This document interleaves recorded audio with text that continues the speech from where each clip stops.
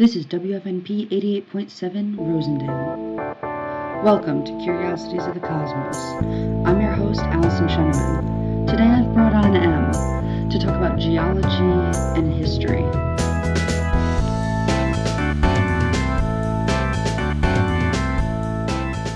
Welcome to Curiosities of the Cosmos with Allyson Sheneman.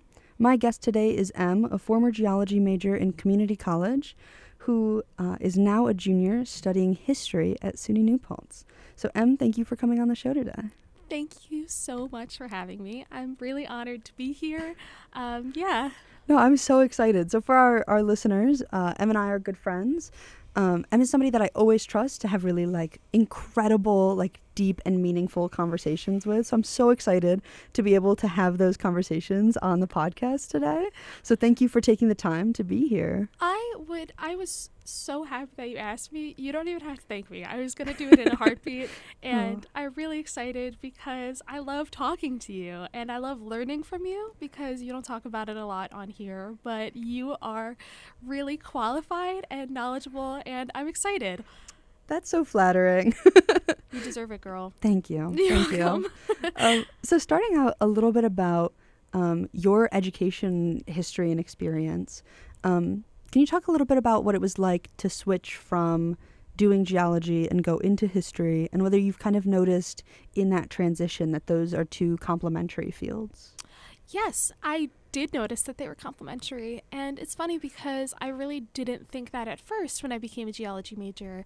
I became a geology major specifically because I had this fascination for rocks.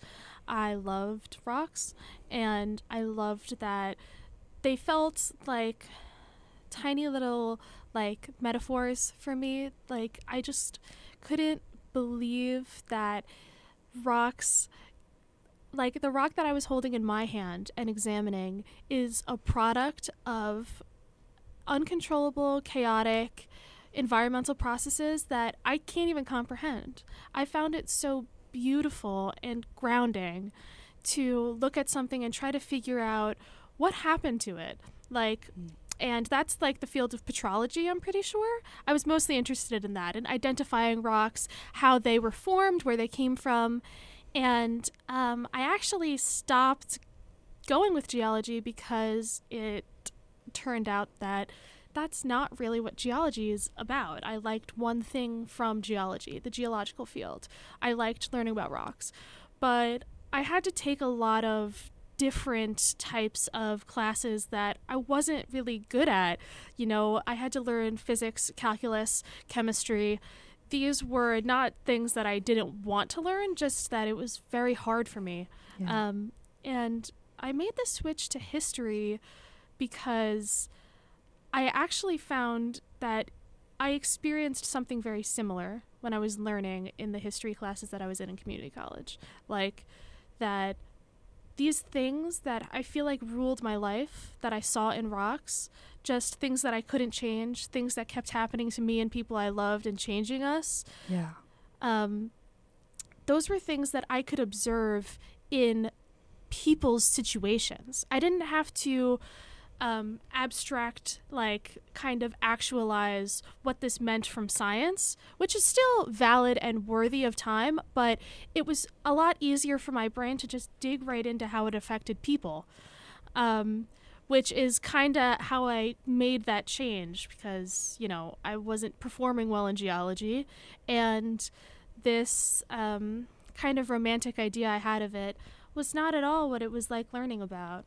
Yeah. And it is similar, though. I mean, I was interested in the history of these little tiny things, and now I'm interested in the history of people. Yeah. No, I think that's also such a valid experience to highlight, because I think a lot of people get into science, and I think maybe especially in geology and astronomy and fields like that, where there's this romanticization of what you can learn and how incredible it is. And there's not a lot of people who talk about the hard work that it takes to get there and how it might not feel like it's for you at first. Yes, part of it is so difficult, not just because I think that it's very well known that STEM fields are difficult, quote unquote, Right. because physics, calculus, chemistry, all of these things are hard. They're considered hard in our society. And I think it's, they are hard, but what's really hard about it is trying to sit through these classes that aren't really about what you are paying to learn. They are integral. I understand why these are gen eds, why you have to take them. Understanding processes in chemistry, contributes to mineralogy, and that contributed to learning geology. And I understood that. But it was physical, or I guess emotional work every time I was in chemistry to remember why I was there. Yeah. Because American education is so separated. It's so segmented. It's not synthesis. You don't take a geology class and learn right then and there about chemistry. You have to know chemistry already. Right.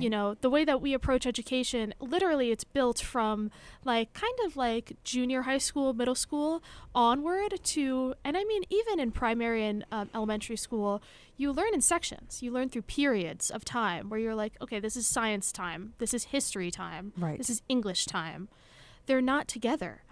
And being forced to do it separately is hard. Yeah. It's really difficult, in my opinion.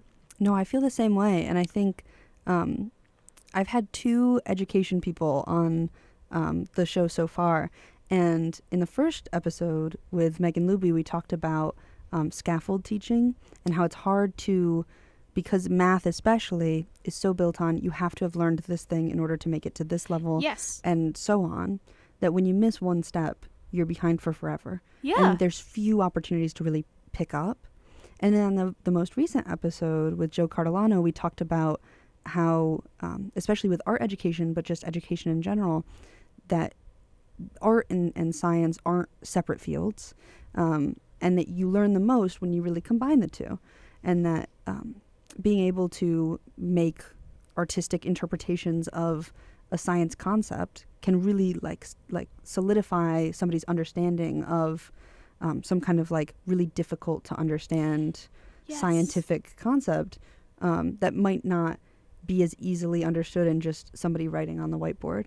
It's also just it's better for people that aren't even planning to go into that field. Yeah. It's better to understand how things connect in the world around you, because again, we live in America. We live in a very westernized, capitalistic type of society. Yeah. And we not really understanding how easy it is to feel connected to the world around you is better for the type of, work system that we have, where it's okay, it's time to go to work, time to get money, have to pay rent, have to get food, blah, blah, blah, blah, blah.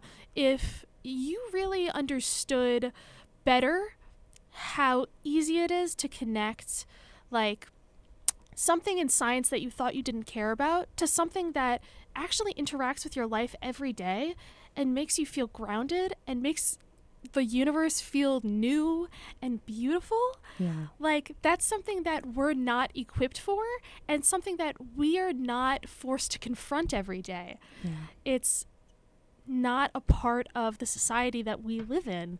Yeah. And, our jobs and our daily lives don't put us in that situation, and they work better when we don't get put in those situations. That might be more of an opinion, but you know what I mean, right? Yeah, totally. That you're a less maybe productive worker. Yeah. In this system when you are in touch with understandings, fundamental understandings of these concepts. It's harder also to maybe manipulate your thinking. Yeah, think about how much you wouldn't want to go to work to fill out an Excel spreadsheet.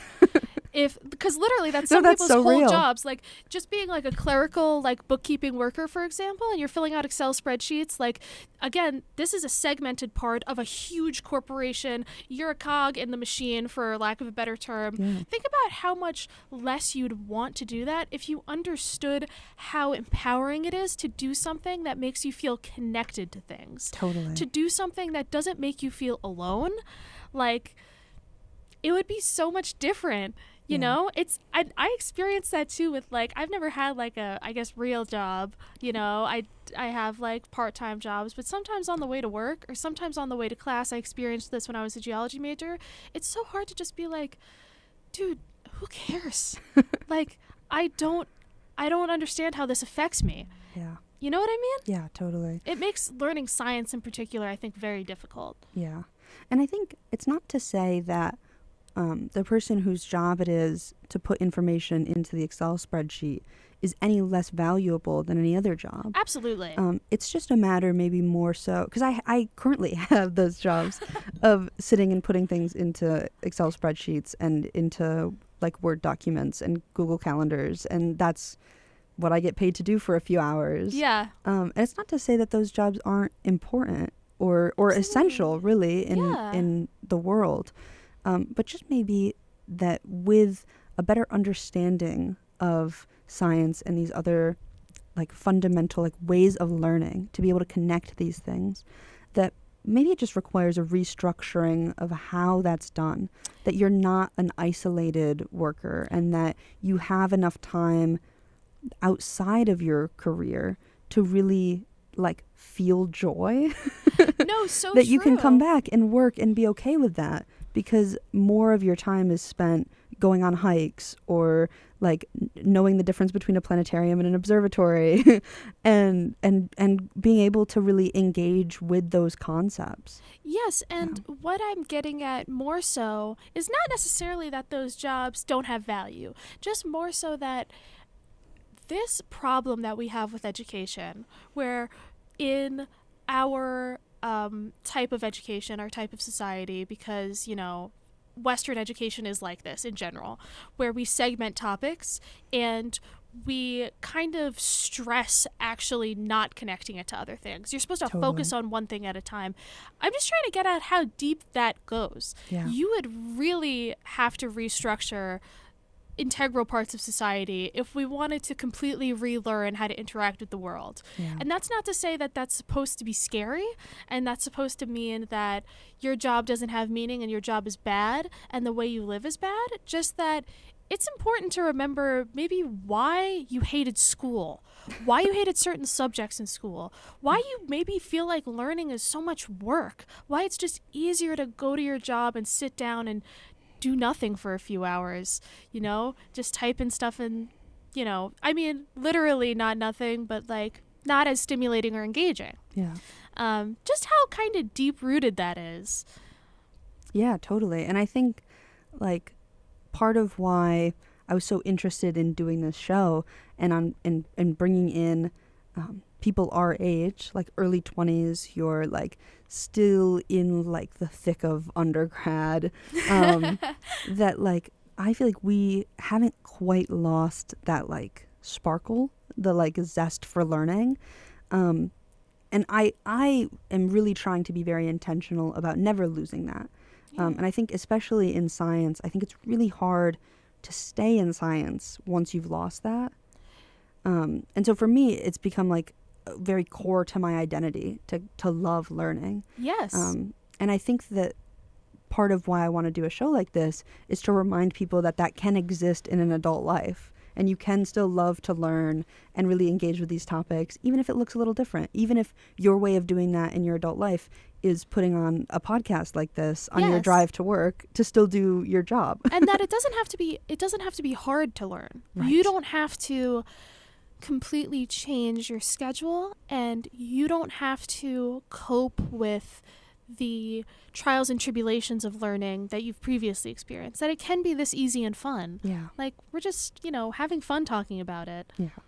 That's why I also really like, and I think that is the reason that it does so well, the like fun fact segment of the show. I'm so excited. Yeah. Because I feel like, if anything, like, and it also obviously requires a deep scientific understanding. Otherwise, fun facts can be used to like manipulate or distort reality, because you can miss out on like some like small details that are actually like make the fact fundamentally different. Mm-hmm. But I think that's why like those segments do so well, is because science is really cool. There's a lot of really cool things to learn, and it's just that we get so bogged down in this like Physics 1, Calculus Yes. 2, that we forget that like these things lead you to incredible understandings of the universe and the world around you and of other people and beings. Like we completely lose sight of that because we're so stuck in this like, you have to do the bad stuff first because I did it that way. Yes, that is a huge problem, Yeah. that a lot of people don't want to change the education system because the people that it quote unquote worked for, the people that, you know, went through the same difficult things that we're going through and arrived at the other side, Yeah. feel as if, okay, well, if it works for somebody, then we have to keep it. Yeah. Because it is daunting, it's hard, and it's hard not to want validation for what you went through. Yeah. It's hard not to want validation for how hard it is. Totally. But no, I totally agree with you about the fun facts. And it's very interesting that some of your fun facts segments and fun facts in general, they don't even feel like science sometimes because you are conditioned to believe that science is balancing chemical equations, that science is understanding formulas and memorizing them. And it's hard to remember that sometimes science is knowing that sharks are older than trees. Like, that doesn't even feel like a science fact. That just feels like a fact, like a fun fact. And honestly, it feels fictional. It's so crazy. But that's how cool science is. And what an immense amount of science it takes to learn something like that. Yes, and that's, I guess, why we do the approach that we do, because I understand that you have to, there's so much that goes into it. The universe is very complex. And there's obviously merit and value in learning so many multiple different fields in order to understand your field better. Yeah. But again, it's not necessarily that's the problem. It's the way that we do it. It's the system that we have created. Yeah. That makes it difficult. Instead of talking about it together in order to understand something as one concept, we decide to split it up over the years. Yeah. There's nothing wrong with acknowledging that we need many different fields to understand one field. Yeah. Nothing wrong with acknowledging that. Just there's something wrong with what happens along the way, what kills the spark. Yeah. From when you're a kid asking, why is the sky blue? Yeah. Or why do we have toes? Or stuff like that. Yeah. And when you get older, you don't even think about things like that. Yeah. And I think it's that viewing of science as interdisciplinary enough that you're required to take different subjects, but not interdisciplinary enough that they're allowed to merge into the same classes. Yes. Yeah, absolutely. So true. Speaking of different subjects and merging them, we're going to move to our first segment. So our first segment on the show is called Should We Be More Worried About? And so gathered from a few years of public science communication, I have people who learn fun facts or learn science concepts, and maybe they don't have as good of an understanding of them, or it's just kind of like a scary word, or it is a genuinely scary concept. And I have kind of collected these, and I bring guests on to address whether we actually should be more worried about certain concepts. So for yours, it's a bit of a combination between history and geology, a little curveball in here. Should we be more worried about reviving extinct species? So my personal opinion on this is affected by the fact that I'm not that qualified to speak on how species get extinct or the science behind trying to quote unquote revive them, like what we're trying to maybe do with woolly mammoths or what we're trying to do with white rhinos, how there's only 2 females left. What's the, should we try to clone whatever, genetically modify whatever male white rhino? Okay, I don't know the science behind that stuff. I just want to put that out there. My comment is affected by the fact that I don't know that very well. But what I will say is that your introduction to that question about being scared is really integral to how to understand something like, should we be worried about extinction? Because history, if you learn, the history of the Earth, for example, you will know things that you can't even conceptualize, extinction events that literally and very unfortunately we have no point of reference to. the extinction events that happen that we genuinely, even though we do try, it is almost impossible to fully conceptualize and fully understand exactly how big extinction is in the Earth's history and how many times that has happened and how many times the Earth has changed. And there's certainly something to be worried about with our relationship with making species go extinct, but to be scared is not the right attitude. Documentation is number one. Documentation of extinct species, that's very important. Documentation of how we interact with them, very important. Documentation of how we are possibly contributing. Those are all very important things. But in terms of reviving them,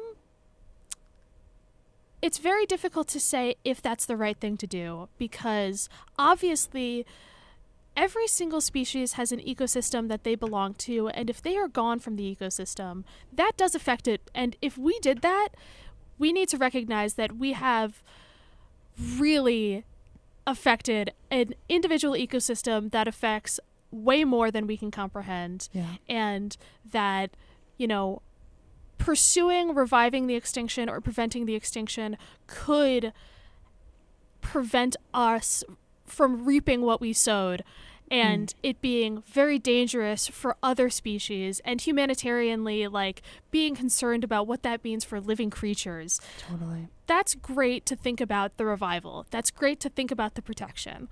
But to be scared of this concept is to admit that it's unfamiliar to you. Yeah. And being familiar with these terrifying things that happen is integral to just coping with it. Because in order to solve the problem with a lot of things, we need to do this specifically, I think, with global warming. Our generation is very concerned about global warming. Yeah. There are people I know that are considering not having children because they really think that the Earth is going to set on fire and that we're just going to bring children into a world that we can hardly survive in. What the most important thing about those sentiments is the fear. And that relates to this question. And I apologize for not knowing more about extinction in general. But I personally believe that I don't think we should be afraid of it. I don't think it's healthy to be afraid of these things. That's not to say that fear isn't valid. It is. Being alive is scary.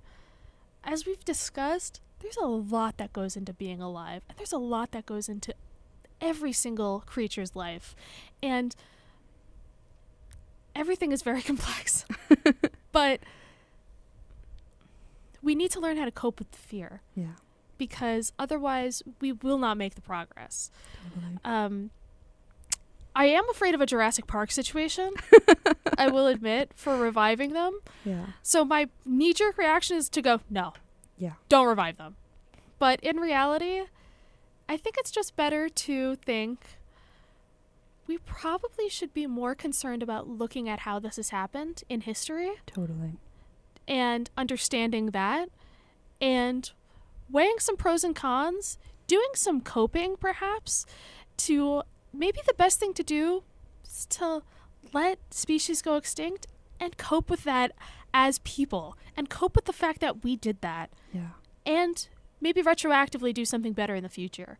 But as a history major, I'm inclined to say we just need to understand this better. Yeah. No, I think that especially, so there's definitely some scientific roadblocks towards reviving extinct species, especially in that DNA does not just stay in usable cloning condition for forever. It will denature over time, and so it kind of just degrades to a point where you couldn't clone something using that DNA. So when we're talking about dinosaurs, things like that, we're starting to look far enough back that we might not even be able to really get any DNA there because it's just already gone. Yeah. But I think it's a really great point, particularly in talking about rhinos. I believe it's the white rhinos that we have just 2 left. I believe they're both female, which means that the species is, more or less already effectively extinct. Yeah. And so the thought there is that's usable DNA. We've already cloned mammals from adult DNA with Dolly the sheep. So the question there is, like, if we are the cause for them going extinct, which I believe with the rhinos, it's hard to argue that we aren't, given that we hunt them for ivory. Yeah. Is it then our responsibility to kind of make up for that by putting more into the ecosystem? And I think you've made a great point that in recognizing that our children will grow up in a world without rhinos, in white rhinos specifically, the types of rhinos that you think of when you think of a rhino. Yeah. That knowing that our children will grow up in a world without these animals should be enough for us to maybe consider stricter hunting laws. Yes. And using ivory in fewer things because we have more sustainable alternatives.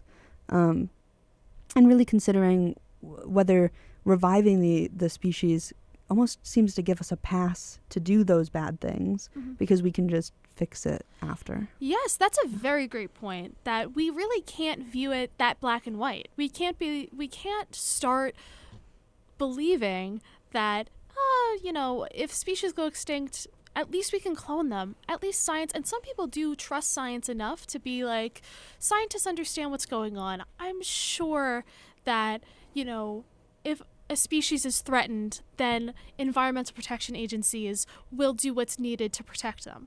But it's not that, it's simple. Yeah. And that's a great point that you bring up, that we need to look inward Totally. and think about what can we do to change this in the future. It's not that helpful to focus on, okay, we already messed up. How do we fix it once we've messed up? Yeah. Rather than just looking at it as, let's just not mess up again. Totally. Yeah. Maybe easier to prevent than to do retroactively. Than to clone Yeah. species. It's probably easier to just Probably. make stricter hunting laws. Yeah, probably.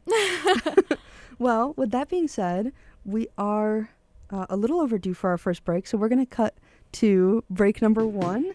So everybody stay tuned, and we'll be right back. All right, welcome back to WFNP 88.7 The Edge, Rosendale. This is continuing with Curiosities of the Cosmos. I'm your host, Allyson Sheneman, and I am joined by Em, a junior and student of history at SUNY New Paltz. We just had a wonderful conversation about history and geology and extinction. Yes. And we're going to continue now with a little bit more on science in history. So I've prepared a short little segment here. Maybe not so much short. I've prepared a little segment here. Okay. To talk about some scientists that maybe are lesser remembered by history. And maybe we can talk a little bit about what it is that, like, makes somebody who is remembered, right? And, like, how we, as historians and in history, select who gets to be remembered and how our, like, biases maybe play into that. Do you have any initial thoughts on that concept? On who is remembered in history? Yeah. Well, I am afraid to say things that haven't already been said, because I am happy to say that I think that it's becoming better known that a lot of people are forgotten in history. And what I'd rather say on that is that because we know that now, we need to do more to examine source material. I would rather focus on that than just say what I think a message that is already prevalent in society today. Because I think a lot of people now automatically assume that history is written by winners, and that's not wrong. But because of that, I think that people actually have started looking into certain events less. And I think information spreads easier with just a different narrative now. And I'm not saying that that's entirely a harmful narrative. It is good that we're recognizing that people don't get remembered. That's a great thing to spread around. That's a great thing to be aware of. But I think it's really important to focus on source material and focus on, there's a lot that you can find on, you find information about who won a Nobel Prize in what year. Okay, what's going on in that year? Yeah. Who wrote that report? Who's attending the Nobel Prizes this year? Who's a part of the committee that selected them? Exactly. Totally. So I think that with that particular subject, I just want people to know that there's actually so much material online you have to do a little bit more work, but I find it very enjoyable. It's like detective work. Like, you know what I mean? Totally. You find something and you're like, who wrote this? And then you look at them and you look at their life and you look at who got inspiration from them. Why did they get inspiration from them? Who did this speak to at the time? Yeah. That's just something in general that I wish more people cared about. Again, I think that we are so upset about what's happened and it's so valid. Yeah. And I just want us to like utilize these new skills that we have. Yeah. You know what I mean? Totally. Yeah. And I hope that I do that sentiment justice here.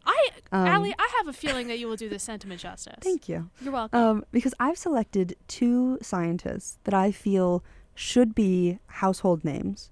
That it's astonishing to me almost that they're not somebody that like you could just name anywhere and people would just know. Yeah. In the way that we know Stephen Hawking and Albert Einstein and all of these other figures. And so I'm going to highlight specifically, because we're filming this and this will get released during Women's History Month. Slay. So I'm going to highlight specifically 2 female scientists that I feel deserve a little more recognition. So first of all, there's so many people that I could have picked for this. There's so many. And I think that that's something you were also trying to highlight a little, that there's so much out there and there's so many people and there's so many things to learn about that the number of people I could have come up with to list right now is almost endless. No, so very true. It's actually overwhelming. Yes. Yeah. So I'm hoping that this segment does a little bit of the narrowing it down for people. So the first scientists that I'm going to talk to you about, both of these are astronomers, at least in some capacity. Are you familiar at all with the name Annie Jump Cannon? I'm not. Okay. So she was originally brought on as a Harvard computer. So the Harvard computers were a group of women. So she was a part of this, which was at the time very progressive group to have. Can I get a year? In the 1890s. Okay. She was brought on as this kind of progressive push to include more women in science. Gotcha. So there were people who were very against the idea even that women were being brought into Harvard, which I believe at the time was an all-male school, to be able to even do this kind of, I don't know, like tedious secretary type work. Yeah. And even then they were kind of like, it's all like all men should have all of the positions here. Yeah. And they're like, couldn't we bring women on to do the things that men don't want to do? And they were like, no, because women would still. And all of a sudden there. they're like, no, I'll do it. Yeah. So there was a push at the time also towards astrophotography in astronomy. So that's instead of just like the old fashioned, like you have a telescope and you put your eye to it and you're trying to like draw the thing that you're seeing or understand what it is that you're looking at. This was a process of taking an image through the telescope so that you could then later examine the image and you could compare them better. It gave more like detail and it was more precise. Did they just put the camera right up to it? How did they capture that with those old cameras? That is a wonderful question. I don't know how they did it in the 1890s, but now it's like built into all telescopes. I was going to say, I'd assume that'd probably be the easiest way to do it. All telescopes that we have do camera options, astronomical observations with. So your like cheap little telescope that you put out in your backyard is not going to have a camera built into it. Man. But anything at an observatory will have a camera nowadays. And so this was kind of the beginning of that push towards using photographs instead, which meant that the data that these scientists were producing was more than what they had time to sort through, because they could all of a sudden take a bunch of pictures, have all these pictures, but they were the only ones allowed to do observations. Mm-hmm. And so they brought on the Harvard computers to sort through and catalog the photographs. So they were really just meant to kind of analyze a body of work that male scientists came up with, right? And so the Smithsonian wrote, and I quote, "The work was tedious, duties thought to lend themselves to a cheaper and less educated workforce thought to be capable of classifying stars rather than observing them, women," end quote. So the whole point was kind of like the the men didn't want to catalog these pictures, so they just had women do it instead. Yes. Yeah. It's actually a shame. That's something that happens a lot in women's history, where the reason we started doing things is because men wanted to use us for something. Totally. And I really love that you brought up that example, because that's something that I actually don't think gets talked about a lot. Yeah. If I may, an example of that is when women earned the right to vote. It was actually because white men they were starting to have less pull in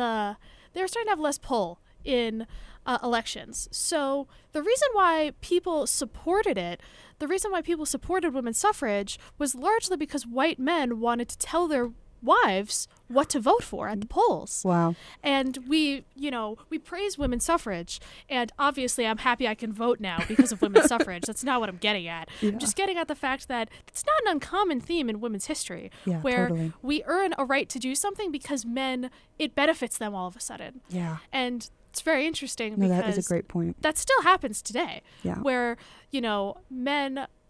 women start doing something that men didn't want to do, and now all of a sudden they're like, okay, but I want to do it now. Just like they have a problem with it all of a sudden, like what you said with the Totally. women doing that work. Yeah.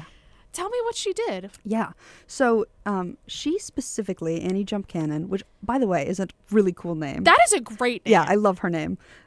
She specifically pioneered a classification system for stars.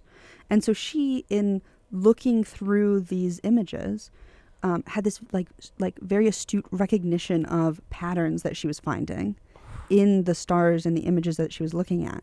And so she started sorting through all of these catalogs, and she created what we now use to classify stars. So in any observational astronomy class, any astronomy class whatsoever, where you're doing stellar classifications, I mean, it was like my intro classes.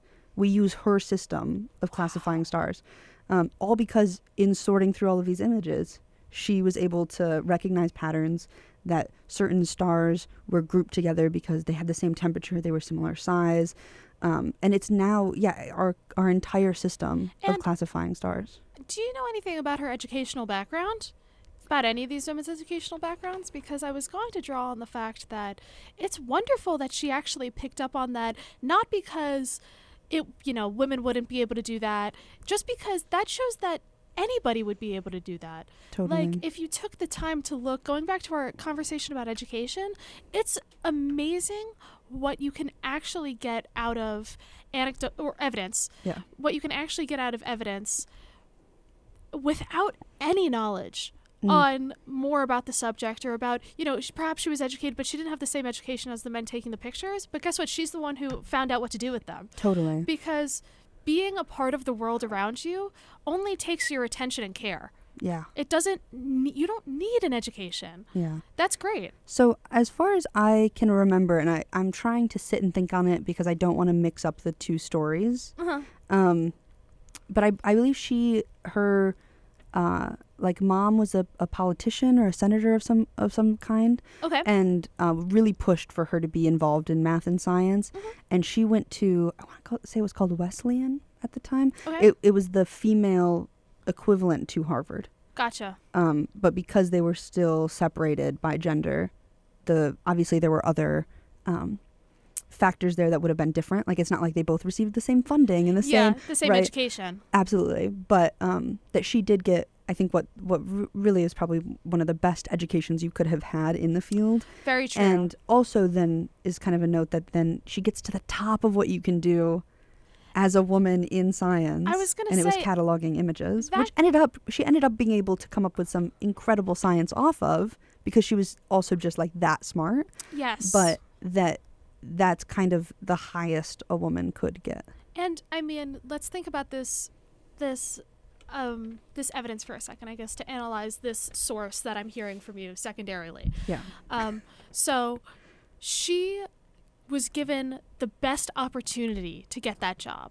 Yeah. She had the best education she possibly could have. She had a supportive mother that had probably money, politician, parents. Yeah, probably. So she is able to be in this position. even now, this doesn't mean that what she's doing is not worth being recognized. This is another thing about analyzing sources. Just because something is like biased or bad, there's a lot you can take from it. Totally. This is great. Yeah. And I'm not saying that applies to this at all. Yeah. Just that it's interesting to think about. So she's a woman that doesn't get recognized, and she even had the best possible things to uplift her into a position where she could have gotten recognized. Absolutely. Think about all the women that didn't even have that. Yeah.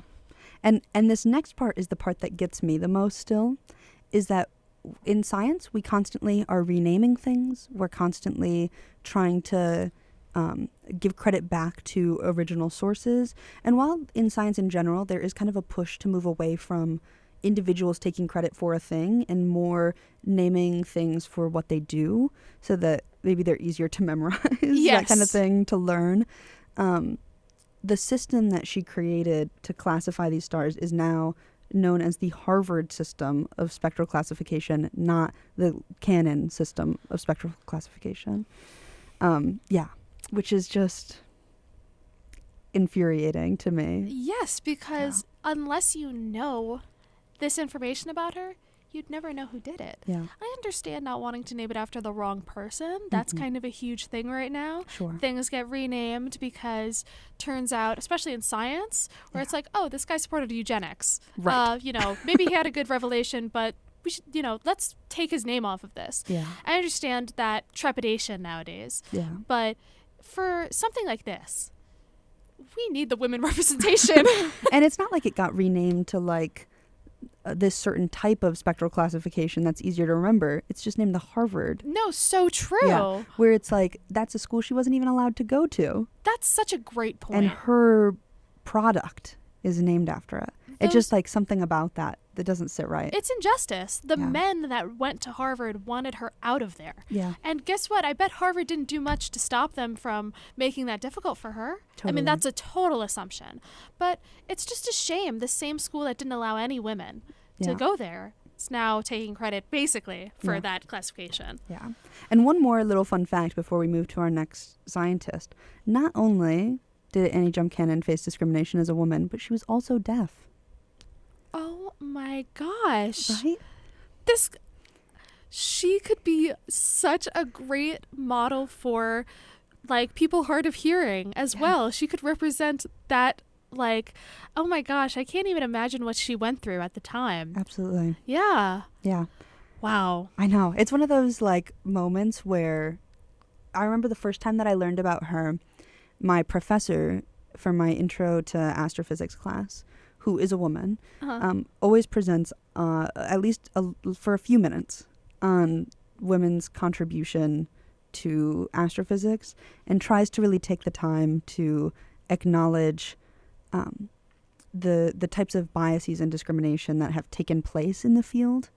And I remember learning about her as one of the Harvard computers, and it was a brief part of the class mentioned because my professor specifically wanted to go out of her way to highlight it. And even then, it was not mentioned that she was deaf.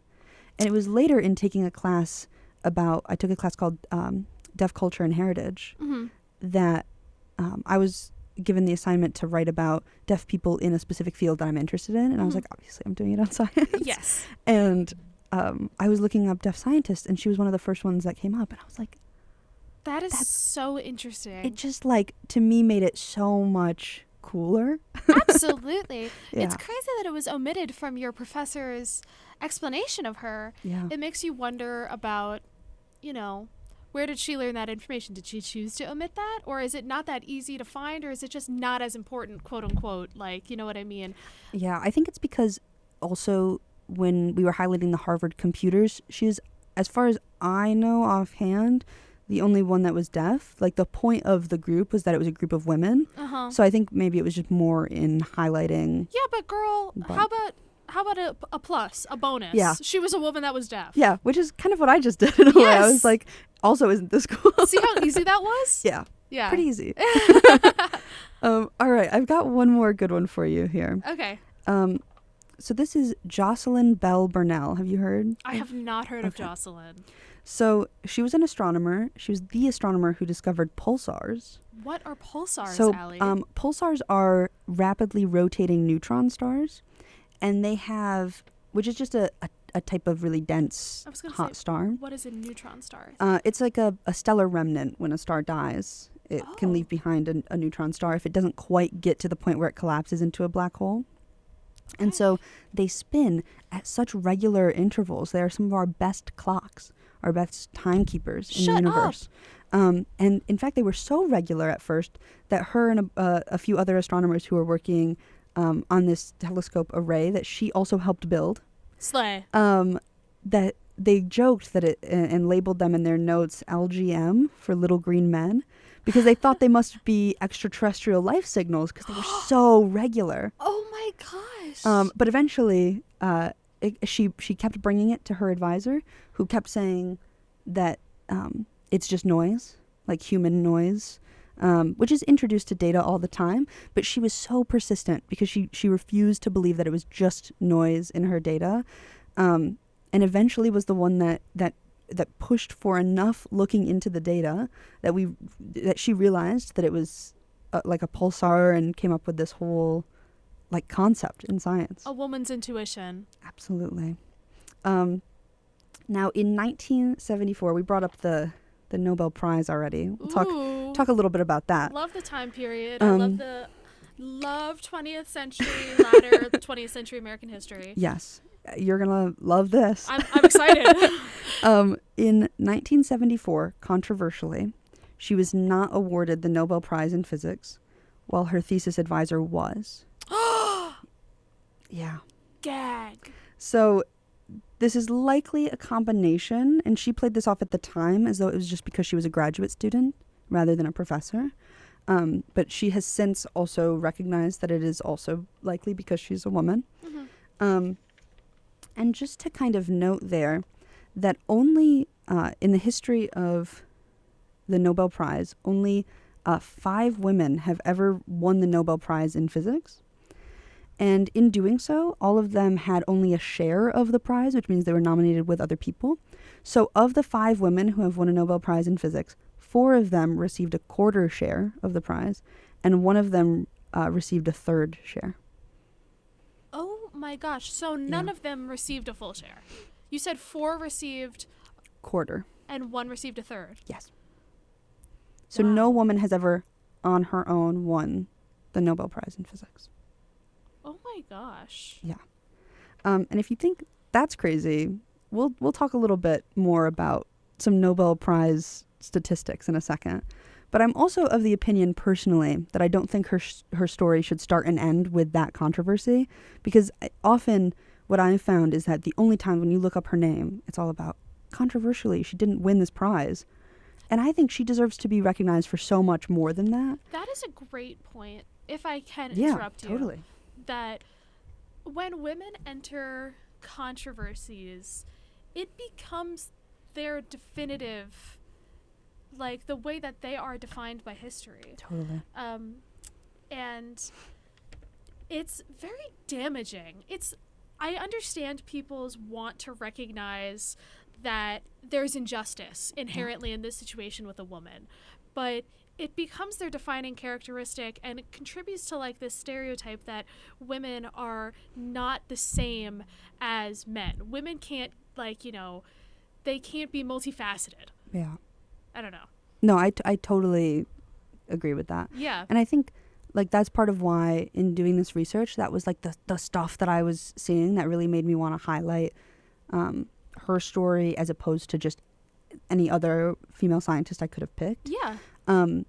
But I also think like you're saying, she's so much more than that. Yeah. Like she's also her discovery, and she's also a million other things. And people are, part of the problem is that like people tend to be only interested in and interact with like huge things that like have impacted a woman's life. Yeah. I think that it's part of it's a morbid kind of fascination that we have that I can't really verbalize that well, other than the fact that I think it's very difficult for us to focus on women being more than the problems that they encounter. Totally. Oh, okay, bars. No, it's it's a huge part of like feminism too, where people are like, you become what your trauma has been. You become what you've overcome in life. As a mother, you become the trials and tribulations of being a mother and being a working mother and being a woman. And you're like defined by these like weights on you. And I do understand that it's not entirely from like a bad place. It's in part to recognize that women are strong, but it is doing women a disservice in a lot of ways. When it's one-sided, especially. Yes. So another little like fun fact about her, separate, that I just think is a really cool thing. In 2018, she was awarded the Special Breakthrough Prize in Fundamental Physics. What? Yeah, which is awesome. And following the announcement of the award, she decided to use the $3 million prize money to establish a fund to help female, minority, and refugee students become research physicists. Yes. Yeah. That is great. That's something that she should be more defined by. I completely agree. That's a huge achievement. Yeah.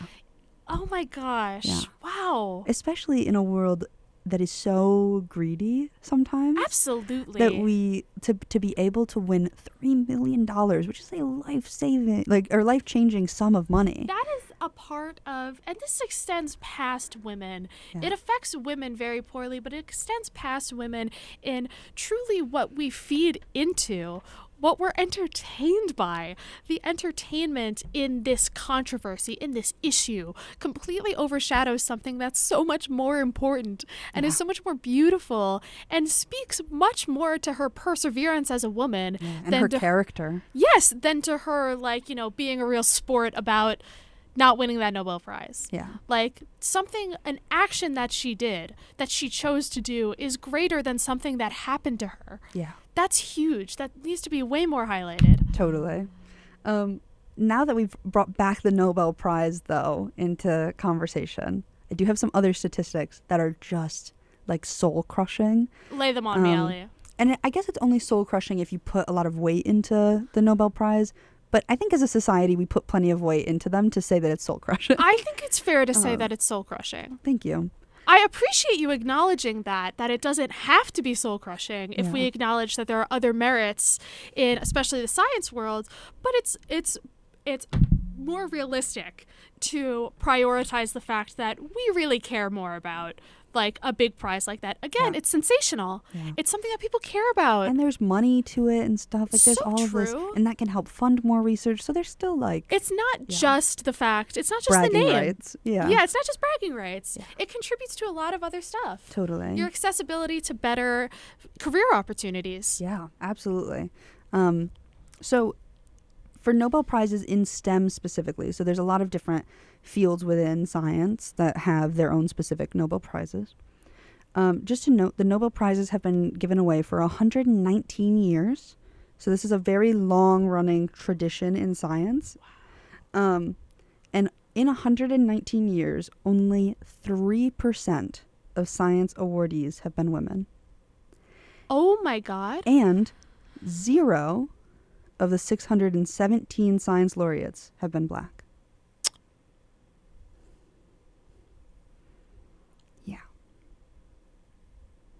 Soul-crushing. Oh my God. Yeah. You said 617 of the what? Science laureates, the 600. There's 617 individuals within science that have been awarded the prize. So in 119 years, that means that within all of these different fields and perhaps people sharing the award, things like that, there have been 617 people who have won the award, and 0 of them have been Black, and 3% have been women. Not even Black men? No. Oh. No Black men, no Black women, 3% white women, or non-Black women. Because there have been other... people of color? Yes. Okay. Yeah. Specifically, I think the Asian community has a handful of winners, but most of those, I believe, are only as of recent anyway. But same for the awards to women. I believe those have only been the more recent awards. Again, I mean, to emphasize to emphasize what is focused on, as a white woman, I have to admit the fact that I didn't even consider, obviously it's something that I'm aware of, but while we were getting so heated about what's happened with the other two female scientists that you've talked about and what happens to women in general, it's so heartbreaking to remember that even in the position that we are in, it's still better than the position that Black women are Absolutely. in. And there's something about that that makes me sweat. Yeah. That gives me, like, a stomach ache. Yeah. Where we're upset about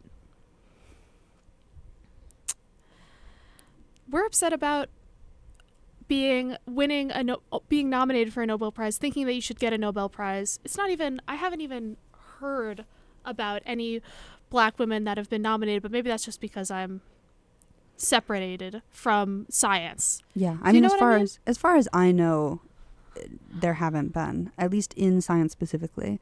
There have been, I believe, in like the Nobel Peace Prize, things like that. Sure. I'm also specifically talking about the science one. Yeah. Is in the science field, Yeah. I'm sure it's much more difficult for women, but is there anything that you have to say in your experience that you've noticed from any like women of color that you've talked to about being in astronomy and being in biology? Absolutely. I think one of the like main things is just that because specifically as it pertains to the Nobel Prizes, for me, like in my experience, to hear only 3% of Nobel Prize winners are white women still makes me go, oh, okay, so that's never going to be me. So that's way too few. And I'm not top 3%. Yeah. And that's the top 1% of women scientists, and 3% of them win. Yeah. And none of those women are Black women. I would have to be in the top 3% of all scientists in history to have been considered for that prize. Like that in and of itself is enough for me to go, oh, so that's never going to be me, but I'm glad it's somebody, right? Yeah. And so like hard to even fathom going into science as a person of color right now. Yeah, I don't even obviously we can't understand even what that would feel like. It's discouraging to us to hear that. Yeah. What does this mean for people of color? Totally. Yeah. Yeah. It's like also like the thing that when you talk to first year science students and you're like, what do you want to do? It's always like, oh, I'm going to win the Nobel Prize. And it's like, it's hard to imagine not having anybody to look at that has done that thing. So, I mean, I obviously can't speak for that experience, but just like in my own experience of looking at a small number and being like, wow, this small number really sucks. Yeah. To have no fathom, number. That it's a zero. Yeah. Soul crushing. So that's why, especially in that I chose two white women to talk about and highlighting their experiences, that I wanted to really highlight in terms of the Nobel Prize in general, that it's a much deeper issue. Absolutely. I think that you did, like, you definitely got that across with the way that you presented those women and then this issue. Thank you. Yeah. I tried. So that was really heavy, and we're about to move into a not so heavy segment. Okay. So take a deep breath. A little, refresher after that one. Yeah, let's try to forget about how helpless injustice we feel. So we're going to move now into our segment called Curiosity Corner. So I'm going to tell you 3 fun facts, and you get to rate how mind-blowing they are to you. I am very excited for this segment. I am so excited too. I saved some really good ones for you. This is going to be like emotional whiplash. Yes, absolutely. I'm like already trying to like change the gears in my head back to this. So you get to rate them on a scale of 0 to 10, where 0 is it's not fun at all, or you already knew it, or it's just kind of like I'm gonna hear that one now and then never repeat it again. That's harsh. I've gotten 0s. Wow. Who gave a 0? The first one that I remember was in the first episode. That's a hard start. So, but I also got a 10 in the first episode. Okay. Emotional whiplash. Emotional whiplash. I'm good at it. Yes. So yeah, and a 10 is, I like to say, it's something that you're going to remember for the rest of your life, whether that's good or bad. Okay. I like the spectrum of human emotions we are experiencing on the podcast today. All of them. Mm-hmm. Yeah, we're trying, it's like a little checklist. Yeah. Every emotion. Okay. We're going to start out with a funny one. Okay. I think you're going to like this one. Okay. There are approximately 20 quadrillion ants in the world, which would be 2.5 million for every human. Okay. First thoughts is yes.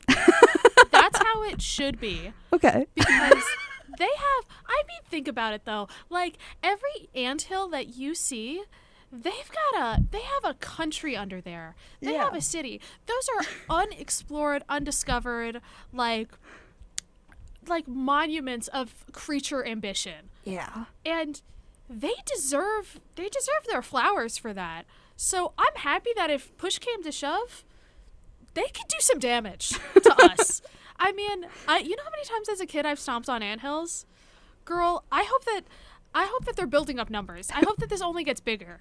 They're getting revenge. That's what I'm saying, though. Yes. Yeah. Yeah. So another kind of follow-up to that is that if every ant was taken and dried up for their like biomass, they would collectively weigh 12 megatons, which is more than all of the world's wild birds and mammals together. So all I'm hearing is that we actually should maybe watch out. Because it sounds like they're ready to do something huge.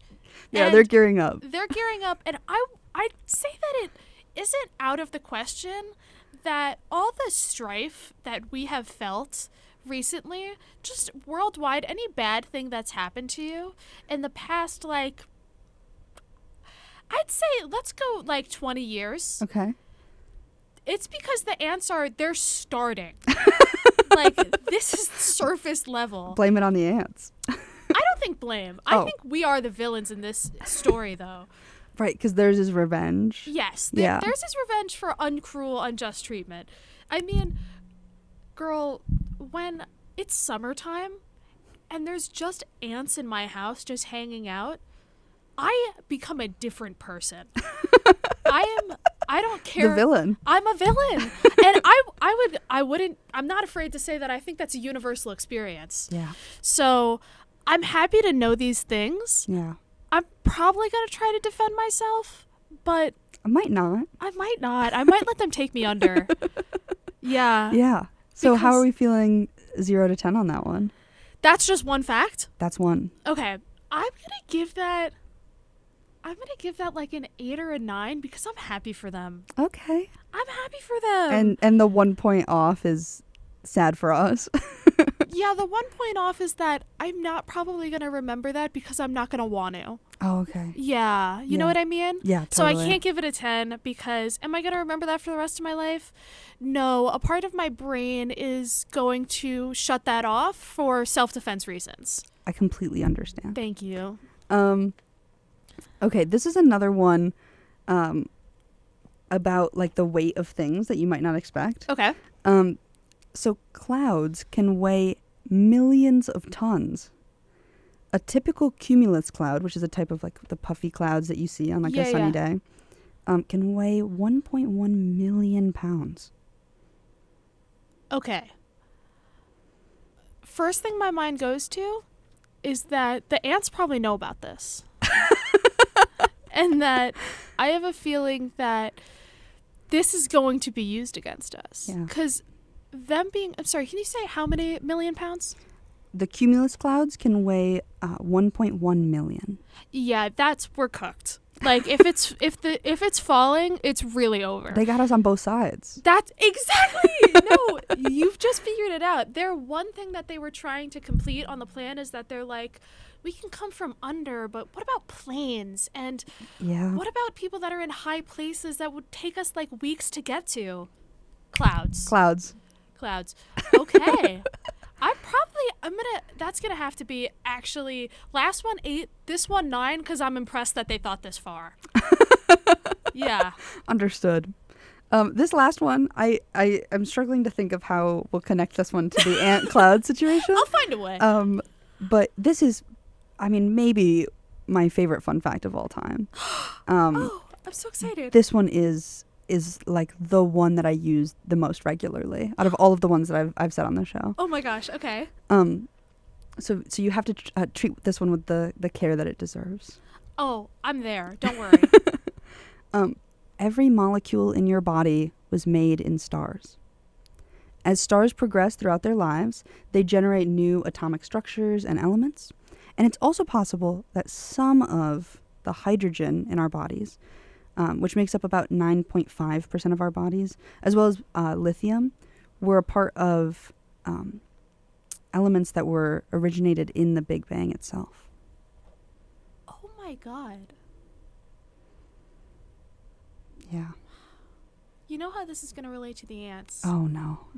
Is that this is the peace treaty solution.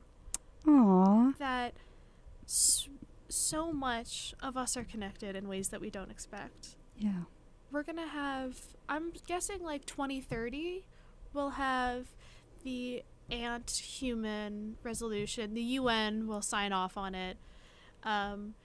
UNA is what it'll probably become, United Nations of Ants. No, actually, that is really beautiful. Yeah. That's something that I would think is fake.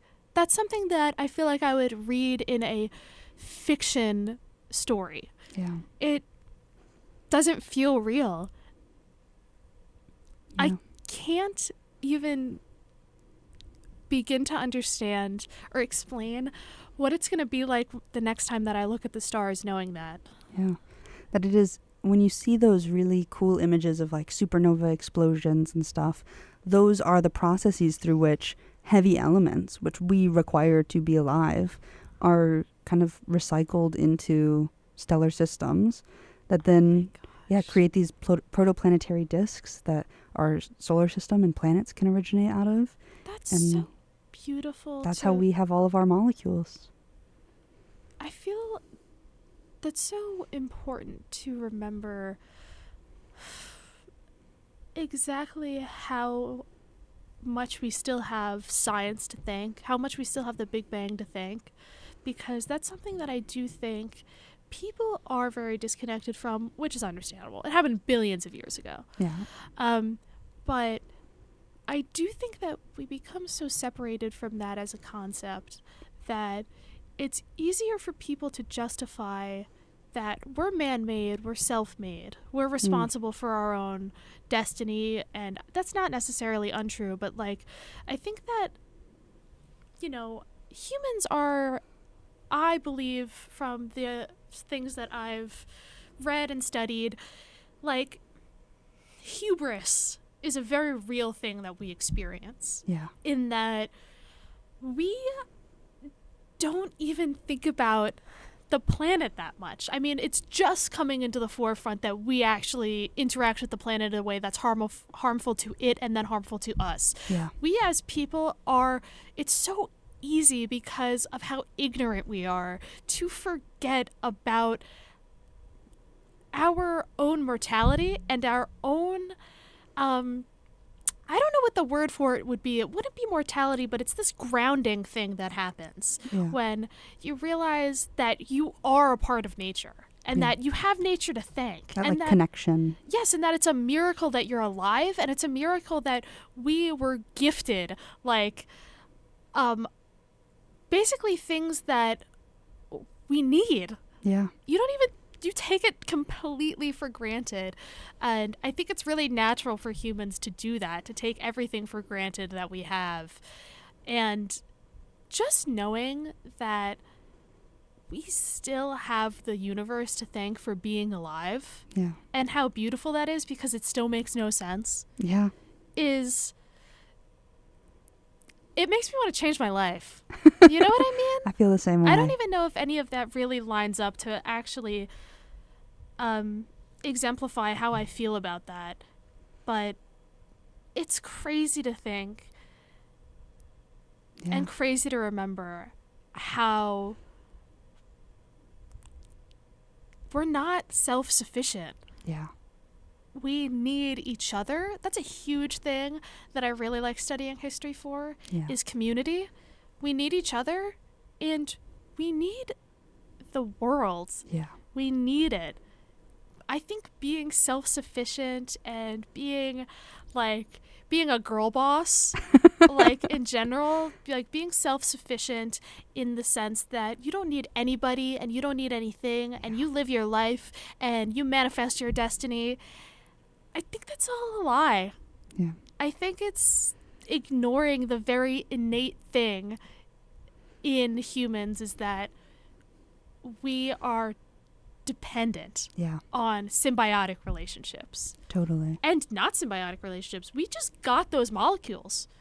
Yeah. What are we doing for Earth and space? Just launching satellites into it? Well, I mean, in my humble opinion, as a single human being who is fortunate enough to walk this planet, I think the thing that we do for the universe is give it sentience. I mean, as far as we know, we are the only creatures in the universe that have an awareness of the universe. We are the things that give the universe a thinking mind that is aware of itself. Yeah, what's that quote where it's like, we are the universe experiencing itself 1,000,000 times over? Yeah, exactly. I like to say in my planetarium shows and stuff, I always try to like close them with some kind of like monologue about why we should feel more like this. And my go-to line, I don't know if I took this from somebody or if I just started coining it myself, but I like to say, like, inseparably we are the universe. Like, we are not observers, and that to me really puts me in my body, I feel. I feel the same way. Like, I don't just observe the universe happening. I am a part of it. Like, I am, like, living, breathing the universe. It's so beautiful. Yeah. It's one of those things that, just to round it back to everything, just to circle back, it's one of those things that makes you want life to be different. I want to learn in that fashion that reminds me that everything's connected. I want to learn in that way. And it can be. I know. That's why I became a history major. It's a lot easier for me to see that in history, because it's actually every single point of reference to study is multiple things at once. Yeah. Nothing is black and white, which in a lot of ways is frustrating, but I find it incredibly grounding. I find it very comforting to know that I'm a human, and there is a human like me, probably in the world experiencing what I am right now, but there's also a human like me that's experienced everything multiple times over. There's been multiple me's throughout history, throughout generations. I love knowing that individual circumstance is only as valuable as how it affects everything around it. Not saying that you can't have unique things happen to you. It's more that everything is unique, but that doesn't make nothing unique. It makes everything complicated. Yeah. Makes everything experience itself and affect each other multiple times over, like that quote. Universe experiencing itself multiple times over. Just because there are people like you and me that have had the same revelations thousands of years ago, multiple you and me's, doesn't mean that our revelations are not good. It just means that over and over again, what persists and what perseveres is our ability to think and experience and derive meaning and happiness and feeling from it. Like, it's beautiful that it never stops happening. Everything that happens to you that makes life so horrible and unbearable, like, you'll always wind up feeling and you'll always wind up experiencing even after that. The most horrible thing that happens doesn't stop life. Yeah. That's a beautiful, great fun fact. Yeah. That's a 10 for sure. That is an absolute 10 that we're a part of the universe. We don't just observe it. Yeah. Yeah, I find that grounding. Some people do think it's scary, and I think it's easy to feel that way. But if you think about it for a little longer, I think there's nothing wrong with feeling small. That's an American thing that makes it scary, I think. We live in a very individualistic society. It's not collectivist. You want to feel individual. Yeah. You don't want to feel small. You're conditioned to think that being individual is being alive. But I don't think it is. Yeah. And I think there's beauty in knowing that there are things that make us small and things that make us big. When you think about atoms, we're huge. And when you think about space, we're small. And it's okay to be a happy little medium. It's okay to be both those things. Yeah. Yeah, so true. Yeah. Well, with that beautiful little remark, we're going to cut to our second break. So stay tuned and we will be right back. Welcome back to WFNP 88.7 The Edge, Rosendale. This is continuing with Curiosities of the Cosmos. I'm your host, Allyson Sheneman, and I am joined by Em, a junior and student of history at SUNY New Paltz. So for our last few minutes and to end every episode, I ask the guest to bring in their favorite question that they've ever been asked.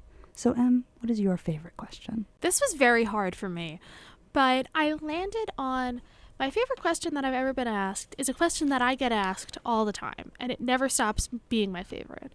Do you want to come to the movies with me? Or it's so sweet. Do you want to see a movie with me? Kind of the same thing, but you know. I love this question because it's part of why I have passion for the current major I'm in, and why I switched from geology to history. Movies are pieces of human experience. I like watching old movies because of this, but not like, when I say old, sometimes people think that I'm specifically talking about like 40s and 50s movies, and that's not to say that, 90s and 80s and 70s movies are old, just that they're not contemporary. Sure. And I like watching those. I like watching things that are still in reach for a lot of people's memory. Oh, I remember when that came out. Oh my God, I had this experience when that came out. I like watching those types of movies. And I'll never, I think, get tired of watching any type of movie. But what I'm getting at is that I like understanding, just by seeing a single piece of media, multiple things about when that came out and what that means to people culturally. I think that one of the reasons that I like latter 20th century history so much is because we are very affected by present bias and like presentism, in that we think that now is very different than even 15 years ago. It happens all the time, especially like now with like aesthetic culture and like nostalgia culture. People are nostalgic for like 2020. That was 4 years ago. Right. And people think that so much has changed all the time. And that's not to say that you don't change. People change all the time, and things do change.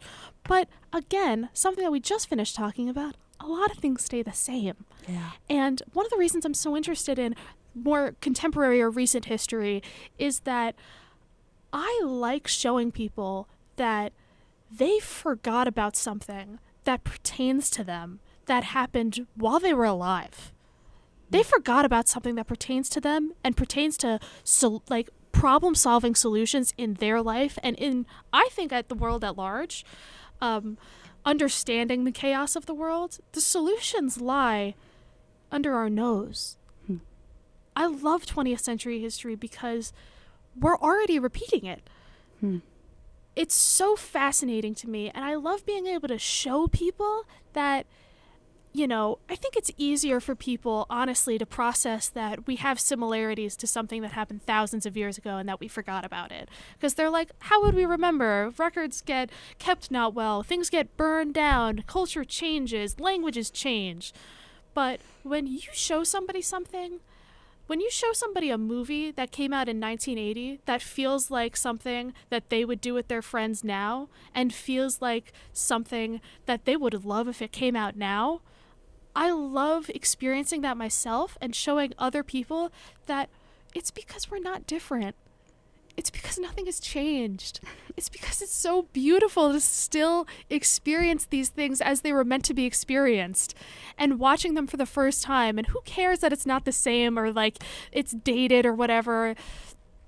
You know, as long as it's not offensive, the content.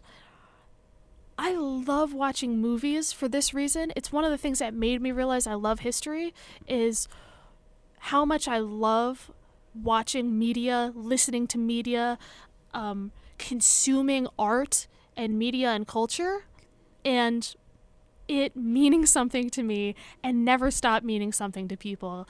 I don't know if that makes sense. Absolutely. But the human experience. Yes, and Yeah. I think that something like that, where you get to go and it's just, I mean, I'm biased. I love it. I love it when my friends are like, yeah, we should watch this together. This thing that took months, maybe years to make and perfect at the time, or maybe it didn't. It was thrown together, but it still took a lot of human cooperation to tell a story, and it got forgotten already. But we're watching it because we want to experience that, because it feels good, because the connection is real. And I just like showing people how easy it is to find those connections. You don't have to read a history book for it. You can find a piece of clothing that you really like that was made in the 60s, and you can understand how it was made and how, wow, that pertains to my livelihood. Like, a lot of people are experiencing that with like old houses, with like if they don't renovate it, they're like, what the like, a bread drawer is really useful. I buy bread. Why did we stop making those? Like, just, I love small stuff like that so much. Yeah. And I love hanging out with my friends. Well, we are going to have to hang out and watch a movie sometime soon. Yes! And with that, unfortunately, that is all the time we had for today. It's a shame. So thank you again, for coming on the show and having this very funny and informative and empowering conversation. Thank you so much for having me. I really am honored. And of course, thank all of you guys for listening. Yes. This has been your host, Allyson Sheneman, and my guest, Emily. on Curiosities of the Cosmos.